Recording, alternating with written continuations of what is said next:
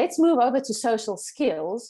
We're going to go back to the example that we spoke about previously, and we're going to do outings again as we are speaking about social skills, because that is really a big part of our children's social skills, at least the start of it as well. So we've touched on this already, but when we think of preparing for an outing, there are 3 steps, part of the preparation. It's planning it, then preparing for it, and then practicing it. So the 3 P's is quite easy to remember: plan, prepare, and practice.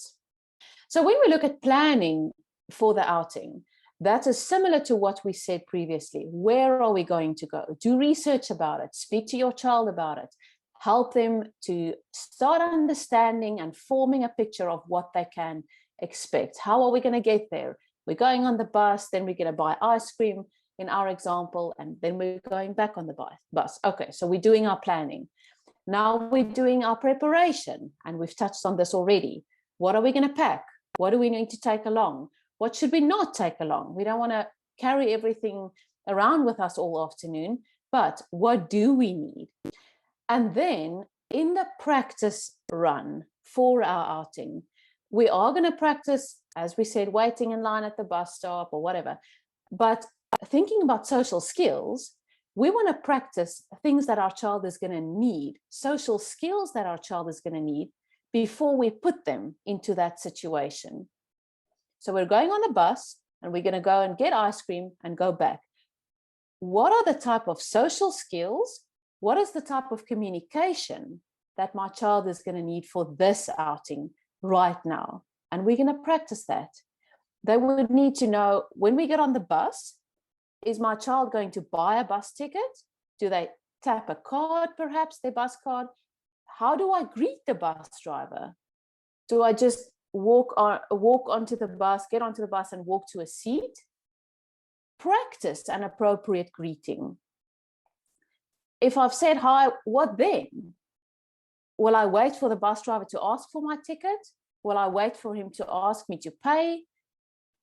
I try and plan and prepare my child for those interactions.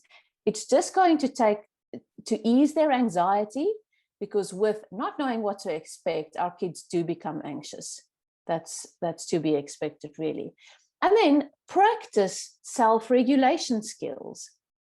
If we are going to wait for the bus, if we're waiting in line to buy ice cream, perhaps, or we get to the front of the line to buy ice cream and I really want a chocolate ice cream, now they don't have chocolate. What am I going to do then? We don't want to leave that to the outing and then it's just too much because this was the highlight of the outing and now it's not going as planned. Practice that. Okay, we're going for chocolate ice cream. What if they don't have chocolate? What's your second favorite? Or shall we look at the options and then decide? Maybe we can step out of the line and then go back and order our ice cream. It sounds really simple, but that can be really making the outing or breaking the outing. Helping our kids to be prepared and practicing those social skills before the time. Speaking about breaks. When I need a break, when I need to stop for a minute, practice before I go on the outing. Practice those interactions. How do I order my ice cream? Good morning, good afternoon. I would like the chocolate ice cream, please. Or my child might be communicating through visual cue cards. Practice those interactions. I greet, I say hi, if that is something that you're working on with your child. Or I'm not going to worry about greetings now, but I want my child to learn how to do the order themselves. So if the person at the ice cream shop asks them, what flavor would you like? They're going to have their options and point to chocolate ice cream. Practice those interactions. It's just going to make it easier on the actual outing. And then with whatever you are preparing for, whether it's communication, whether it's regulation, whether it's something to keep my child occupied while waiting, make little visual cue cards, write a checklist, write down reminders or pictures for reminders, and take it with you on the outing. It's easy to refer to, especially, and this is something we see so often with our kids, if they start to become overwhelmed, we don't want to add extra language. We don't want to go